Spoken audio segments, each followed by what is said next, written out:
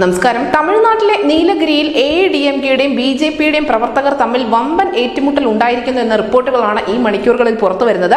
BJP സ്ഥാനാർത്ഥി L മുരുകന്റെ പത്രികാ സമർപ്പണത്തിന് തൊട്ട് മുൻപാണ് ഈ വലിയ സംഘർഷം അരങ്ങേറിയിരിക്കുന്നത്. സാധാരണയായി DMK പ്രവർത്തകരാണ് ആക്രമണത്തിനും പ്രതിഷേധത്തിനുമൊക്കെ മുന്നിൽ നിൽക്കാറുള്ളതെങ്കിൽ ഇത്തവണ ആ സ്ഥാനം AIADMK ഏറ്റെടുക്കുകയായിരുന്നു. പത്രികാ സമർപ്പണം തടയാൻ DMKയുടെ പോലീസ് അല്ലെങ്കിൽ സ്റ്റാലിന്റെ പോലീസ് ശ്രമിച്ചു എന്നത് ഉൾപ്പെടെയുള്ള ആരോപണങ്ങളുമായി BJPയുടെ പ്രവർത്തകർ നിലവിൽ രംഗത്തെത്തിയിട്ടുണ്ട്. DMKയുടെ A രാജയും AIADMKയുടെ ലോകേഷ് തമിഴ് സെൽവനുമാണ് നീലഗിരിയിൽ L മുരുകന്റെ ഏറ്റവും പ്രധാനപ്പെട്ട എതിരാളികൾ.